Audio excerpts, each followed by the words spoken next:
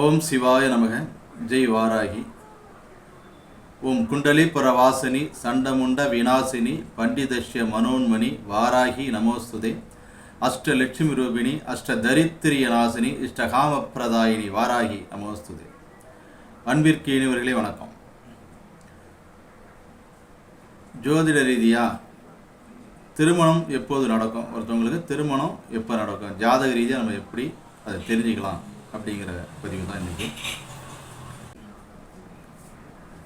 லக்கணத்திற்கு 2ஆம் இடம், லக்கணத்திற்கு 2ஆம் இடத்தில் இருக்கக்கூடிய கிரகங்களுடைய திசா புத்தி அந்தரம், 2ஆம் இட அதிபதியினுடைய திசா புத்தி அந்தரம், இதில் திருமணம் நடக்கிற வாய்ப்பு உண்டு. அடுத்து ஒற்றைப்படை பாவம்னு சொல்லக்கூடிய 1, 3, 5, 7, 9, 11 இந்த பாவத்தில் கிரகங்கள், அந்த பாவத்தினுடைய கிரகங்கள் அந்த பாவாதிபதிகளுடைய திசா புத்தி அந்தரத்தில் திருமணம் நடக்கும். அடுத்து ராசிக்கு கோச்சார குரு, ராசிங்கிறது சந்திரன், சந்திரனுக்கு 2, 5, 7, 9, 11 இதில் கோச்சார குரு அவர் அந்த பாவத்தில் இருந்தாலோ அந்த பாவத்தை பார்த்தாலோ திருமணம் கூடி வரும். இது விழா நோக்கம்னு சொல்லுவோம். நாடி முறையில் கோச்சார குரு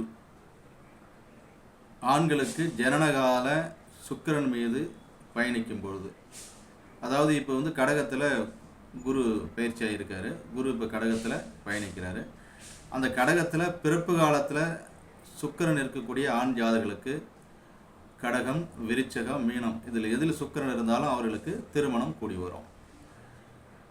கோச்சார குருவுக்கு 1, 5, 9, 3, 7, 11, 2, 12 சுக்கிரன் இருக்கக்கூடிய ஆண் ஜாதகர்களுக்கு திருமணம் கூடி வரும்.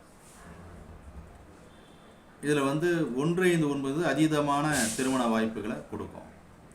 அடுத்து பெண்களுக்கு ஜனன ஜாதகத்தில் செவ்வாய் இருக்கக்கூடிய பாவத்திற்கு கோச்சார குரு வரும்பொழுது, செவ்வாய் மீது கோச்சார குரு பயணிக்கும் பொழுது திருமணம் ஏற்படும். கோச்சார குருவிற்கு செவ்வாய் 1, 5, 9, 3, 7, 11, 2, 12 இருக்கும்பொழுது அவங்களுக்கு திருமணம் கூடி வரும். இதில் பெண்களுக்கு கடகத்தில் செவ்வாய், விருச்சகத்தில் செவ்வாய், மீனத்தில் செவ்வாய் இருக்கக்கூடிய பெண்களுக்கு இப்போ அந்த திருமணம் நடக்கக்கூடிய அமைப்பு அதீத பலமாக இருக்குது.